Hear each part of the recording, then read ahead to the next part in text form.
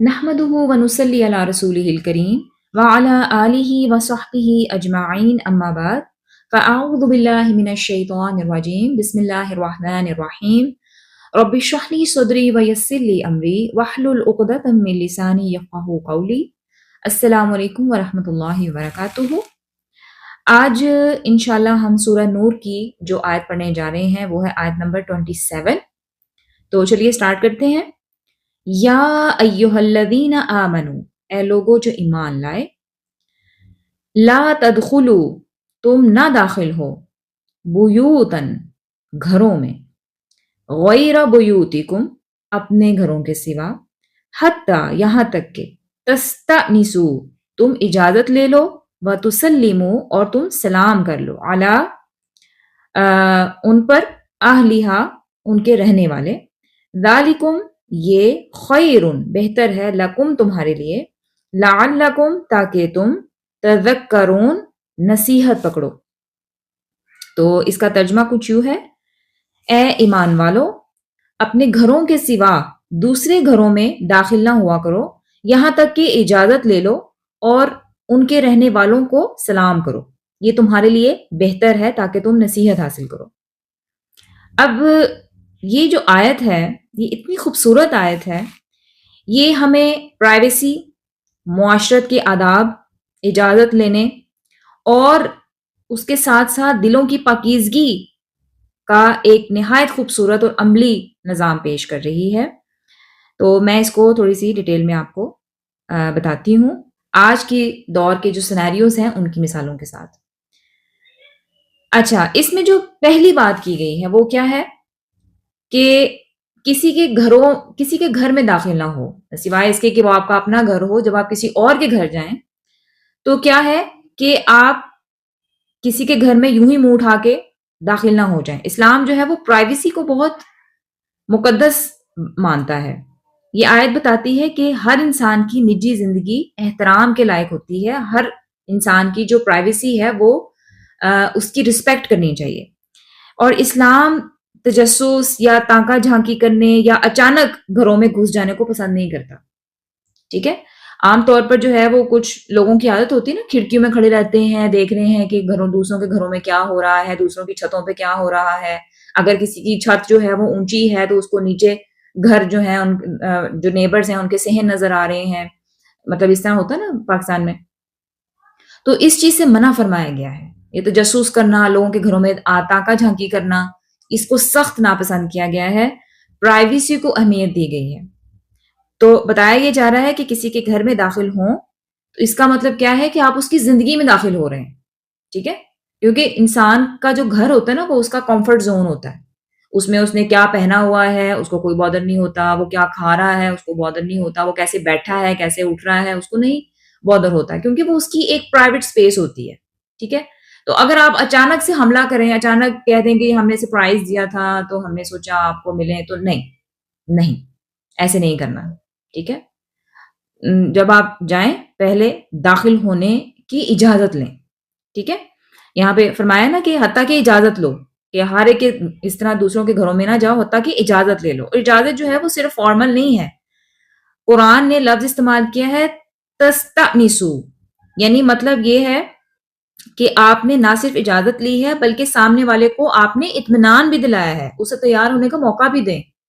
اگر آپ نے دروازے پہ دستک دی ہے اور اگلا بندہ جو ہے وہ اپنے کمفرٹ زون میں بیٹھا ہے، اگر کوئی مرد ہے اس نے شارٹس پہنی ہوئی ہیں، وہ آرام سے بیٹھ کے ٹی وی دیکھ رہا ہے، یا عورت جو ہے بیوی ہے، اس کی کوئی ماں ہے، بہنیں ہیں، ان کے پاس دوپٹے نہیں ہیں، یا وہ یعنی کہ آرام سے بیٹھی ہوئی ہیں، بے پردہ بیٹھی ہوئی ہیں، تو ان کو موقع دیا جائے کہ وہ کہیں سے جو ہے اپنے کپڑے درست کر لیں، اپنے دوپٹہ لے لیں، سروں پہ چادر ڈال لیں، یا جو بھی بہرحال ایک محرم کے سامنے آنے کے جو وہ ہوتے ہیں ایٹیکیٹس ہوتے ہیں، جو مینرز ہوتے ہیں، جو ایتھکس ہوتے ہیں، وہ ان کے مطابق اپنے آپ کو تھوڑا سا تیار کر لیں اور پھر آپ جائیں، ٹھیک ہے۔ تو داخل ہونے سے پہلے جو ہے آپ جس کے گھر جا رہے ہیں اس کا کمفرٹ ضروری ہے، ٹھیک ہے۔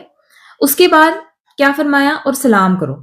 تو اسلام جو ہے وہ تعلقات کو نرم بناتا ہے، ٹھیک ہے۔ پہلے سلام کریں پھر بات کریں، کیونکہ اسلام جو ہے وہ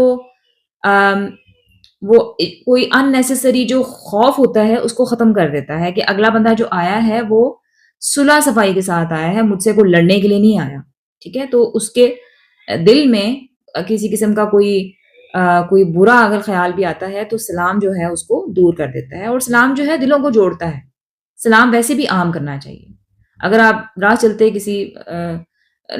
چلتے کسی مسلمان سے اگر آپ کا آمنا سامنا ہوتا ہے تو آپ اس کو سلام کر سکتے ہیں، ٹھیک ہے؟ حالانکہ پاکستان میں یہ رواج نہیں ہے، لیکن یو کے میں نے یہ چیز دیکھی ہے کہ جو کوئی ان نون بھی ہیں یہاں پر، لیڈیز جو ہیں وہ آپس میں ایک دوسرے کو سلام کرتی ہیں، مرد بھی ایک دوسرے کو راہ چلتے سلام کرتے ہیں۔ یعنی اگر ان کو پتہ چلے کہ یہ جو عورت ہے یہ مسلم عورت ہے تو عورتیں آپس میں ایک دوسرے کو سلام کرتی ہیں، ٹھیک ہے؟ یہ چیز جو ہے میں جب نئی نئی یہاں آئی تھی تو مجھے اس چیز کا پتہ چلا تھا، یہ کیونکہ میرے ساتھ ہوا تھا۔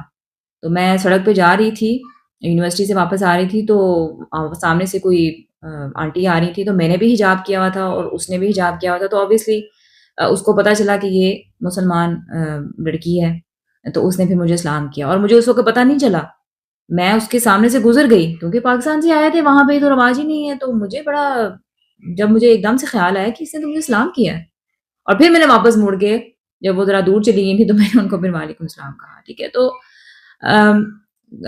جو مقصد ہے وہ یہ ہے کہ سلام جو ہے وہ ہمارے دین کی خوبصورتی ہے، یعنی دوسرے پہ ہم سلامتی بھیجتے ہیں نا، تو یہ اس کو عام کرنا چاہیے۔ اس کے بعد اگلا جو پوائنٹ ہے، اللہ تعالیٰ ہمیں بتا رہے ہیں کہ اگر تم ایسا کرتے ہو تو یہ تمہارے لیے بہتر ہے۔ کیوں؟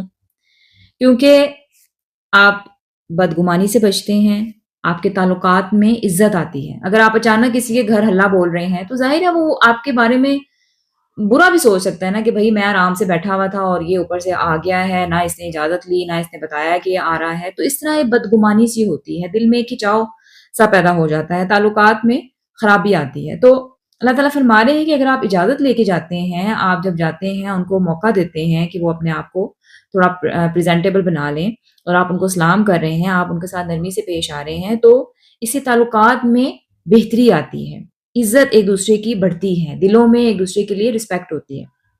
اور اسلام جو ہے وہ اس بات پر یقین رکھتا ہے کہ پریونشن کی جائے، یعنی کہ برا کام نہ کیا جائے بلکہ اس سے بچا جائے، ٹھیک ہے؟ تو آج کے دور میں اگر ہم اس آیت مبارکہ کو اپلائی کریں ہماری زندگیوں میں، وہ کیسے اپلائی ہوتی ہے؟ مثال کے طور پر جیسے میں نے ابھی بتایا کہ بغیر کسی کو بتائے آپ جو ہیں وہ دروازہ کھول کر کسی کے گھر کے اندر گھس گئے ہیں، آپ نے نہ نوک کیا ہے، نہ آپ نے اس کو پہلے سے بتایا ہے کہ میں آج آؤں گا، اور آپ جو ہیں وہ دروازہ کھول کے اندر گھس گئے ہیں۔ نہیں، یہ نہیں کرنا، دروازہ کھٹکھٹائیں، اجازت لیں، ٹھیک ہے؟ اسی طرح سے یہ جو چیز ہے نا، یہ جب ہم کسی کو فون یا ویڈیو کال کرتے ہیں نا تو اس پہ بھی اپلائی ہوتی ہے، کیونکہ آپ بعض اوقات ایسا ہوتا ہے نا کہ اچانک ہی جو ہے وہ کسی کی ویڈیو کال آنا شروع ہو جاتی ہے، ٹھیک ہے؟ اور ویڈیو کال میں تو ظاہر ہے آپ کو جو ہے فوراً اٹھانی پڑتی ہے، اب آپ جو ہے کس بھی حال میں ہیں، ٹھیک ہے؟ تو آپ کی ایک پرائیویسی جو ہے وہ ڈسٹرب ہو گئی نا، تو اس سے پہلے چاہیے کہ اس کو پہلے میسج کریں کہ بھئی میں آپ کو کال کر لوں، یا میں آپ کو ویڈیو کال کر لوں، مجھے یہ چیز آپ کو دکھانی ہے یا یہ چیز میں نے دیکھنی ہے، تو کیا میں آپ کو ویڈیو کال کر سکتی ہوں، ٹھیک ہے؟ اگر اگلا بندہ آپ کو رپلائی کرے کہ جی کر لیں تو پھر آپ کریں، یہ نہیں کہ مطلب آپ جو ہے وہ بلا وجہ نہ آپ نے اجازت لی، نہ آپ نے پہلے سے بتایا اور آپ ٹھک کر کے ویڈیو کال کر دیں، تو یہ چیز بھی پرائیویسی میں آتی ہے۔ اسی طرح سے اپنے جو بچے ہیں ان کو بھی یہ مینرز سکھانے چاہیے کہ امی ابو کے کمرے میں نوک کر کے آنا ہے، ٹھیک ہے؟ ایسے نہیں آنا، یا اگر بہن کے کمرے میں بھائی جا رہا ہے تو نوک کر کے جائے، یا بھائی کے کمرے میں بہن آ رہی ہے تو نوک کر کے آئے، ٹھیک ہے؟ تو یہ بھی اسی آیت کی تربیت ہے، یعنی جو اس کا لب لباب ہے وہ یہ ہے کہ پرائیویسی کو رسپیکٹ دیں، ہر ایک کی پرسنل سپیس ہوتی ہے، اس کو رسپیکٹ دیں۔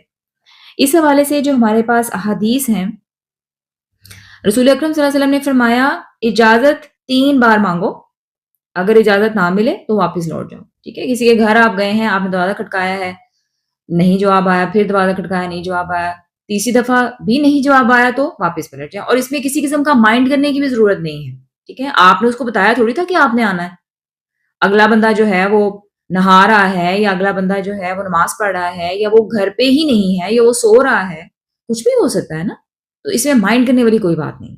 ٹھیک ہے. اس کے بعد جو ایک اور حدیث ہمیں ملتی ہے کہ اجازت جو ہے وہ نظر کی حفاظت کے لیے ہے.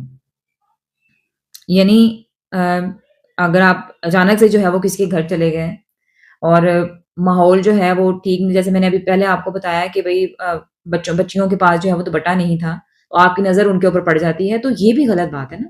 تو نظر کی حفاظت بھی ہوتی ہے جب آپ اجازت لے کر جب آپ گھر کے اندر جاتے ہیں.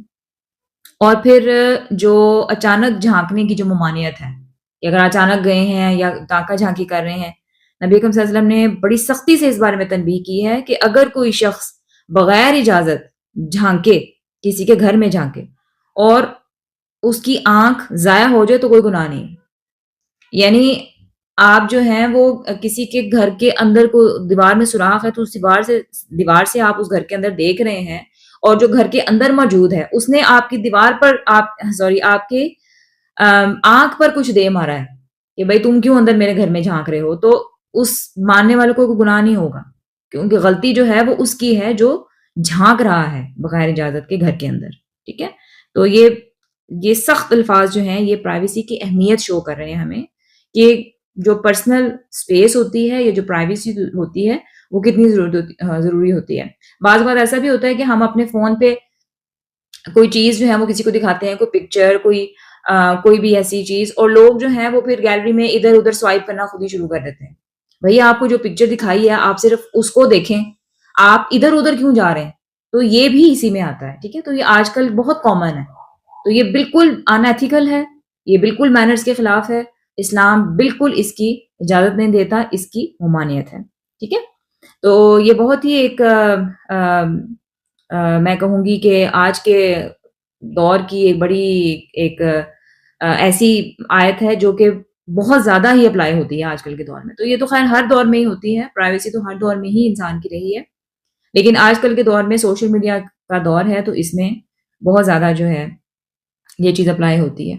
اور اس میں یہ چیز بھی آتا ہے کہ کسی نے سوشل میڈیا پہ اپنی فیملی کی تصویریں لگائی ہوئی ہیں یا اپنی تصویریں لگائی ہوئی ہیں، تو آپ ان کے اسکرین شاٹس لے لیں اور پھر آپ ان کو آگے شیئر کریں. تو یہ سارا کچھ جو ہے وہ اسی میں آتا ہے. چلو اس نے تو لگایا ہے، غلط ہے، نہیں لگانا چاہیے، لیکن آپ اس کے اسکرین شاٹس اس کی اجازت کے بغیر لے رہے ہیں نا. تو یہ جو ابھی میں نے آپ کو حدیث سنائی کہ نبی صلی اللہ علیہ وسلم نے جب فرمایا کہ اس کی آنکھ اگر ضائع ہو جائے تو کوئی گناہ نہیں ہے، تو یہ جو ہے نا اس سینیریو میں یہ جو حدیث ہے فٹ بیٹھتی ہے. ٹھیک ہے. تو اپنے آپ کو اس چیز سے بچانا چاہیے، پرائیویسی کی رسپیکٹ کرنی چاہیے. تو ہوپفلی آپ کو اس آیت مبارکہ کی سمجھ آ گئی ہوگی. آخر میں میری ہم سب کے لیے دعا ہے، اللہ تعالیٰ ہمیں دوسروں کی نجی زندگی کا احترام کرنا سکھائے، ہمیں نظر، دل اور نیت کی پاکیزگی عطا فرمائے، ہمارے گھروں کو سکون اور حیا کا مرکز بنائے. آمین یا رب العالمین. اگلی آیت انشاءاللہ اگلے لیکچر میں دیکھیں گے. سبحانک اللہم و بحمدک، اشہد ان لا الہ الا انت، استغفرک و اتوب الیک.